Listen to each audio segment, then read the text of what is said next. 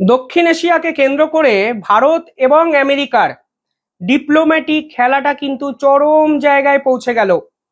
ঠিক দুদিন আগে একটি খবর আপনাদের সামনে আমি প্রকাশ করেছিলাম, যেখানে বলেছিলাম চট্টগ্রামে হঠাৎ করে আমেরিকার এয়ারক্রাফট ক্যারিয়ার C-130 কিন্তু ল্যান্ড করে এবং সেখানে কিন্তু আমেরিকার সেনাবাহিনী চট্টগ্রামে বাংলাদেশের সেনাবাহিনীর সঙ্গে একত্রে একটি মহড়া করার প্রস্তুতি শুরু করে। অর্থাৎ বাংলাদেশকে কেন্দ্র করে আমেরিকা যে বৃহত্তম পরিকল্পনা করছে সেদিনই কিন্তু প্রকাশ পেয়ে যায়। এবং এই মহড়া যে হতে পারে তা কিন্তু এর আগে কোনো সরকারি নোটিফিকেশনে আমেরিকা কিংবা বাংলাদেশ কেউই জানায়নি। যে বিমানটি সেদিন বাংলাদেশের চট্টগ্রামে ল্যান্ড করে সেই বিমানটি কিন্তু কাতার থেকে চলে এসেছিল। অর্থাৎ কাতারের এয়ারবেস থেকে আমেরিকা কিন্তু সেনাবাহিনী বাংলাদেশে ডিপ্লয় করতে শুরু করে দিয়েছে, যা কিন্তু নিতান্তই কোনো মহড়ার জন্য নয়। আপনারা হয়তো সকলেই বুঝতে পারছেন আমেরিকার মিলিটারির খেয়ে কাজ নেই যে বাংলাদেশের মিলিটারিকে এসে প্রশিক্ষণ দিতে যাবে। এটা যে পুরোটাই ইন্দো প্যাসিফিকে এক স্ট্র্যাটেজিক বড় লেভেলের খেলা তা কিন্তু বিশ্লেষকরা ইতিমধ্যেই বুঝে গেছেন। বাংলাদেশে যখন আমেরিকার এই মিলিটারি এসে পৌঁছায় মূলত এমন একটি জায়গাকে কেন্দ্র করে তারা একটি বেস তৈরি করতে চায়, যেই বেস তৈরি করলে তারা একত্রে চীন এবং ভারতের পাশাপাশি মায়ানমারকেও কিন্তু কড়া ম্যান মার্কিং এ রাখতে পারবে। অর্থাৎ একটা জিনিস তো পরিষ্কার, দক্ষিণ এশিয়ায় ভারতের সঙ্গে সম্পর্ক খারাপ হওয়ার পর তারা বাংলাদেশকে বলির পাঠা করে মায়ানমার, চীন এবং ভারতকে কড়া নজরদারির আওতায় আনতে চায়। মায়ানমারের যদি বর্তমান অবস্থাটা দেখেন তাহলে দেখবেন চীনের মদতপুষ্ট জুংটা সরকার এখন মায়ানমারকে চালাচ্ছে এবং তারা ঘোষণা করেছে তারা খুব শীঘ্রই নির্বাচন করবে এবং ধরেই নেওয়া যায় এই নির্বাচনের বিপক্ষে আরাকান আর্মি তারা কিন্তু লড়বে এবং আরাকান আর্মি কিন্তু মায়ানমার দখলের চেষ্টায় প্রায় আস্তে আস্তে এগোতে শুরু করেছে। এই মুহূর্তে দাঁড়িয়ে সব থেকে বড় প্রশ্ন যে আরাকান আর্মির মতো ছোট্ট একটি বিদ্রোহী গ্রুপ দিনের পর দিন অস্ত্র কোথা থেকে পাচ্ছে? একটা মুভমেন্ট চালানোর জন্য মিনিমাম ফান্ডিং দরকার হয়, সেই ফান্ডিং তারা কোথা থেকে পাচ্ছে? জুংটা সরকার চীনের মদতপুষ্ট, সকলে জানে, আন্তর্জাতিক স্তর জানে। অর্থাৎ জুংটা সরকারকে funding, military support, strategic support চীন দিচ্ছে, কিন্তু চীনের শক্তিধর জুংটা সরকারের বিপক্ষে যারা লড়ছে সেই আরাকান আর্মির হাতে অস্ত্র কে দিচ্ছে? পরিষ্কার উত্তর, বাংলাদেশকে কাজে লাগিয়ে আমেরিকা দিনের পর দিন আরাকান আর্মির হাতে কিন্তু অস্ত্র পৌঁছে দিচ্ছে। এই যখন ডেভেলপমেন্ট হলো তখন ভারত কিন্তু চুপচাপ বসে থাকলো না। ভারত কিন্তু এই প্রথমবারের জন্য মায়ানমারে তাদের সেনাবাহিনী পাঠালো এবং যে খবর প্রকাশিত হয়েছে সেখানে বলা হচ্ছে 120 জন সেনাবাহিনী সদস্য ইতিমধ্যেই মায়ানমারে কিন্তু পৌঁছে গেছে। এবং সব থেকে ইন্টারেস্টিং বিষয় হলো এই প্রথমবারের জন্য 16ই সেপ্টেম্বর বাংলাদেশের একদম সীমান্তবর্তী এলাকায় ভারতের সেনাবাহিনী এবং মায়ানমারের সেনাবাহিনী একসঙ্গে এক্সারসাইজ করবে, যা কিন্তু সরাসরি আমেরিকার মিলিটারি পাল্টা ডিপ্লোম্যাটিক বড় স্টেপ।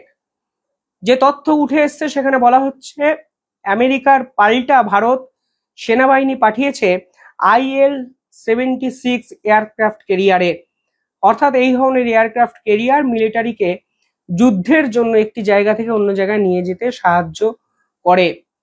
মায়ানমারের সঙ্গে ইতিমধ্যেই ভারত সম্পর্ক কিন্তু অত্যন্ত ভালো করতে শুরু করে দিয়েছে এবং কিছুদিন আগে যে খবর এসেছিল সেখানে পরিষ্কার বলা হয়েছিল মায়ানমার থেকে ভারত এবার রেয়ার আর্থ মিনারেলস কিন্তু কিনবে।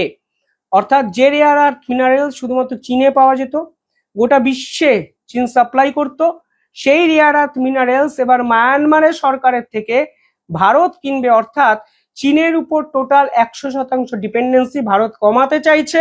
আর ঠিক তখনই আমেরিকার সেনাবাহিনী গিয়ে পৌঁছালো চট্টগ্রামে শুধুমাত্র ভারত এবং চীনকে ম্যান মার্কিং করার জন্য, যা পাল্টা ভারতও কিন্তু কালকে দিল, যেখানে ভারতের IL-76 এয়ারক্রাফট ক্যারিয়ার 120 জন সেনাবাহিনীর সদস্যকে নিয়ে মায়ানমারে পাল্টা ভারতের বেস সিস্টেম তৈরি হলো। অর্থাৎ এই যুদ্ধটা কিন্তু 1:1 জায়গায় চলে গেল, যেখানে গোলা বারুদ বোম গুলি কিছুই ব্যবহার হবে না, অথচ ক্ষমতা দখলের বড় এক লড়াই, যেখানে ভারত এবং আমেরিকা দুজনই কিন্তু ঝাঁপিয়ে পড়ল। মায়ানমার অলরেডি চীনের অধীনে কিন্তু আছে। অর্থাৎ দক্ষিণ এশিয়ায় এই মুহূর্তে ডেভেলপমেন্ট গুলো বোঝার চেষ্টা করুন, যে মায়ানমারকে কেন্দ্র করে চীন, মায়ানমারে পৌঁছে গেছে ভারতের সেনা, পাশের একদম দেশে চট্টগ্রাম মানে বাংলাদেশে পৌঁছে গেছে আমেরিকা। অর্থাৎ দক্ষিণ এশিয়া ডমিনেন্সের খেলা কিন্তু ঊর্ধ্ব গগনে, তা কিন্তু ভারতের এই পদক্ষেপে পরিষ্কার হয়ে গেল কালকে। পাশাপাশি বিএসএফ বাংলাদেশ ইস্যুতে অত্যন্ত কড়া মনোভাব নিতে শুরু করে দিয়েছে। এতদিন ধরে বিএসএফ এর স্ট্র্যাটেজিটা যদি দেখেন তাহলে দেখবেন বিএসএফ ধরে ধরে বাংলাদেশের অনুপ্রবেশকারীদেরকে আইডেন্টিফাই করে খতম করছিল। বিএসএফ বুঝে গেছে বাংলাদেশের বিজেপি এদেরকে আটকায় না, বাংলাদেশের সরকার এদের থেকে পয়সা নেয় এবং ভারতে ঢুকিয়ে দেওয়ার চেষ্টা করে, এবং ভারতে ঢোকার জন্য এরা ভারতের দালালকে ব্যবহার করে। আর বিএসএফ এই প্রথমবারের জন্য ভারতীয় দালালকে টার্গেট করলো, যা নিয়ে রীতিমতো সীমান্তে হইচই পড়ে গেল, যা কিন্তু সাম্প্রতিক সময় এর আগে হয়নি। কালকে ভারতের এক যুবককে বিএসএফ ঘরে ঢুকে এনকাউন্টারে শেষ করে। সে যুবকের নাম নুরুল ইসলাম। তিনি বাংলাদেশের লাগোয়া একদম যে ত্রিপুরা সীমান্ত কৈলাস শহর, সেখানে কিন্তু অবস্থান করছিলেন, সেখানে তার বাস। এবং সেই নুরুল ইসলামকে দিনের পর দিন বিএসএফ কে টার্গেট করেছে, কারণ এই নুরুল ইসলাম সরাসরি বাংলাদেশের সঙ্গে হাত মিলিয়ে ক্রস বর্ডার স্মাগলিং এ জড়িত ছিলেন। অর্থাৎ এই প্রথমবারের জন্য অরিজিনাল লুট কস, যে বাংলাদেশ থেকে যারা এই দেশে আসছে তাদেরকে কারা সাহায্য করছে, তাদেরকে আইডেন্টিফাই করো এবং তাদেরকে উপযুক্ত জবাব দাও, যেন বাংলাদেশিরা এই দেশের সঙ্গে যোগাযোগ রক্ষা করার জন্য কোনো অস্ত্রই খুঁজে না পায়। সেই রকম পদক্ষেপ কিন্তু কালকে বিএসএফ এর পক্ষ থেকে নেওয়া হলো। যদিও নুরুল ইসলামের ফ্যামিলি সরাসরি বিএসএফ এর বিপক্ষে অভিযোগ করেছে যে কোনো রকম প্রভোকেটিভ ওয়ে ছাড়া, মানে উস্কানিমূলক কোনো আচরণ ছাড়াই নুরুল ইসলামের বাড়িতে ঢুকে যায় বিএসএফ এর কমান্ডাররা এবং ইনস্ট্যান্ট গুলি করে তাকে শেষ করে। অর্থাৎ সব মিলিয়ে বাংলাদেশের সীমান্তকে কাজে লাগিয়ে যেভাবে ভারতেরও কিছু দালাল ভারতের সুরক্ষা শান্তি সকল কিছুর সঙ্গে খেলার চেষ্টা করছিলেন, বিএসএফ কিন্তু তাদের বিপক্ষেও এবার অ্যাকশনে ঝাঁপালো। এবং অ্যাকশনে ঝাঁপানোর কারণও কিন্তু আছে, যা আপনারা জানেন। ঠিক দুদিন আগে পার্টিকুলার এই জায়গায় একজন বিএসএফ কর্মীকে ছুরি ঢুকিয়ে হত্যা করা হয় বাংলাদেশের অনুপ্রবেশকারী দ্বারা। অর্থাৎ সব মিলিয়ে খেলাটা কিন্তু সত্যি জমে গেছে, কারণ বিএসএফ এই রকম অ্যাগ্রেসিভ মোডে অন্তত শেষ 8-9 মাস যায়নি, যেই রকম অ্যাগ্রেসিভ মোডে কালকে পৌঁছালো। উল্টে ভারতের সেনা আবার পৌঁছে গেল মায়ানমারে। 120 জনের একটি টিম, আমেরিকার সেনাবাহিনীর মহড়া, উল্টে ম্যান মার্কিং করবে ভারত। অর্থাৎ লড়াইটা হবে বুক চিতিয়ে। আমেরিকার সঙ্গে ট্রেড ওয়ার, ট্যারিফ ওয়ার, যেভাবে ভারত লড়ছে, ভারতের মিলিটারিও ঠিক সেই রকম ভাবে মেন্টালি প্রেসার ক্রিয়েট করার জন্য মায়ানমারে ঘাঁটি তৈরি করলো, যেই ঘাঁটি থেকে তারা চট্টগ্রামকে কড়া সার্ভেলেন্সের আওতায় নিয়ে আসলো। কিভাবে দেখছেন পুরো স্টেপ কমেন্টে জানাবেন, আর দেখতে থাকুন দ্য ইন্ডিপেন্ডেন্ট বেঙ্গল। ধন্যবাদ।